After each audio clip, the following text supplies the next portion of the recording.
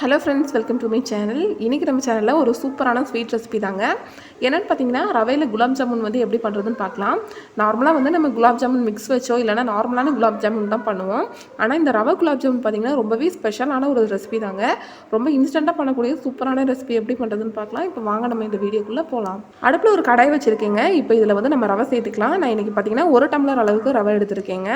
நான் அளவு எல்லாமே பார்த்திங்கன்னா இந்த டம்ளரில் தான் சொல்ல போகிறேன். இப்போ இந்த ரவை இதில் சேர்த்த பின்னாடி இந்த ரவையை வந்து நல்லா வறுத்து எடுத்துக்கலாங்க.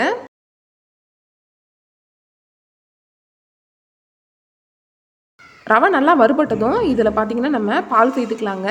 நமக்கு பார்த்திங்கன்னா 3 டம்ளர் அளவுக்கு பால் தேவைப்படுங்க. ஃபஸ்ட்டு வந்து 1 டம்ளர் சேர்த்து நல்லா இந்த மாதிரி கலந்து விட்ட பின்னாடி 2வது டம்ளர் பால் சேர்த்துக்கலாங்க.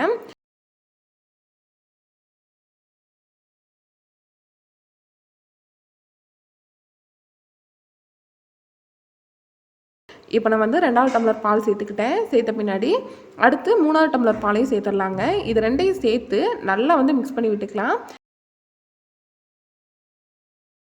கட்டி எதுவும் இல்லாமல் நல்லா இந்த மாதிரி உடச்சி விட்டு ரெடி பண்ணிகிட்டே இருங்க. நல்லா மிக்ஸ் பண்ணிகிட்டே இருந்தீங்கன்னா இது வந்து ரவை வந்து ஒரு பேஸ்ட் மாதிரி வந்து பார்த்திங்கன்னா கலந்து வரும்.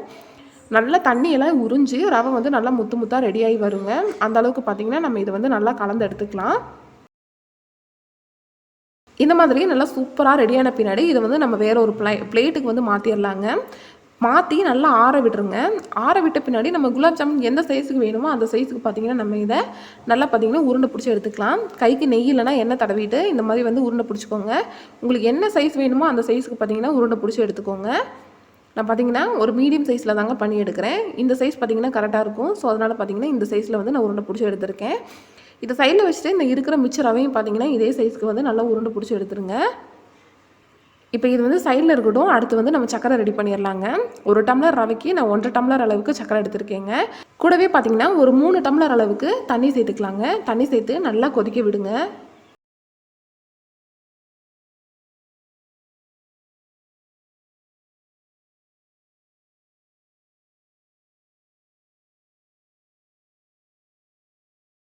சக்கரை நல்லா கரைஞ்சி நல்லா கொதிச்சு வரட்டும். நல்லா கொதிச்சு கரைஞ்ச பின்னாடி நம்ம இதில் வந்து 1 ஸ்பூன் அளவுக்கு லெமன் ஜூஸ் சேர்த்துக்கலாங்க. சேர்த்து நம்ம இதை வந்து தனியாக வச்சிடலாம். மிக்ஸ் பண்ணி விட்டுட்டு வச்சிட்டிங்கன்னா இந்த சக்கரை வந்து பார்த்திங்கன்னா கட்டி ஆகாது. இதே மாதிரி தண்ணியாகவே இருக்கும். இது சைடில் இருக்கையில் நம்ம வந்து ஒரு பேனில் வந்து எண்ணெய் வச்சு இந்த எண்ணெயை நல்லா சூடு பண்ணிக்கலாம். சூடு பண்ண பின்னாடி நம்ம உருட்டி வச்சுருக்க இந்த ரவையை பார்த்திங்கன்னா இதில் சேர்த்துக்கலாம். சேர்த்து ஒரு பொன்னிறமாக பார்த்திங்கன்னா நம்ம இதை பொரிச்சு எடுத்துக்கலாம்.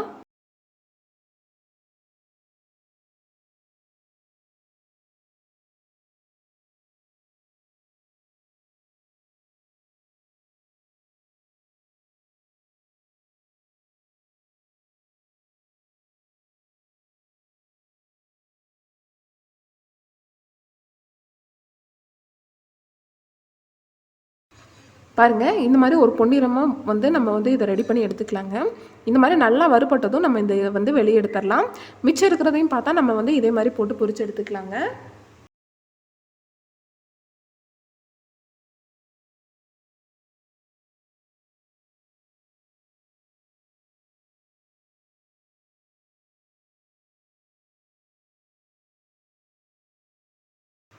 நம்மளோட குலாப் ஜாமுன் எல்லாத்தையுமே வந்து இந்த மாதிரி பொரிச்சு எடுத்துக்கலாங்க. மீதம் இருக்கிறத இந்த மாதிரி போட்டுட்டேன். இதே வந்து பொரிச்சு எடுத்துடலாம்.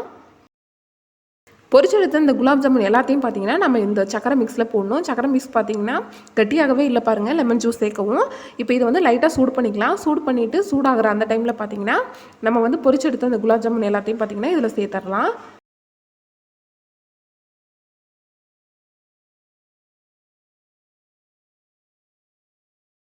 ஒவ்வொன்றா சேர்த்துக்கோங்க. மொத்தமாக கொட்டினீங்க அப்படின்னா உடஞ்சதும் போயிடும். அதனால் மொத்தமாக இந்த மாதிரி ஒவ்வொன்றா கூட சேர்த்துக்கோங்க.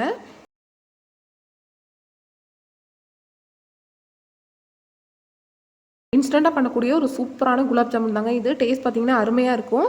நான் சொன்ன ரவை, நான் சொன்ன பாலோட அந்த ரேஷியோ எல்லாம் போட்டு நீங்கள் கரெக்டாக ரெடி பண்ணி எடுத்திங்கன்னா இது வந்து பிரிஞ்சு போகாதுங்க, வெடிக்காது, உதிராது, எதுவுமே பண்ணாது.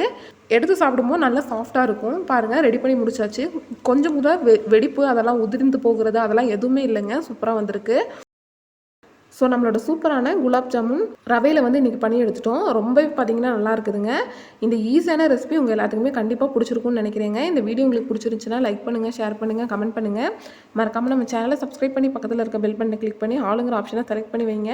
அப்போ தான் நம்ம போடக்கூடிய எல்லா வீடியோஸோட நோட்டிஃபிகேஷனுமே உங்களுக்கு வரும். தேங்க்யூ ஃபார் வாட்சிங் ஃப்ரெண்ட்ஸ்.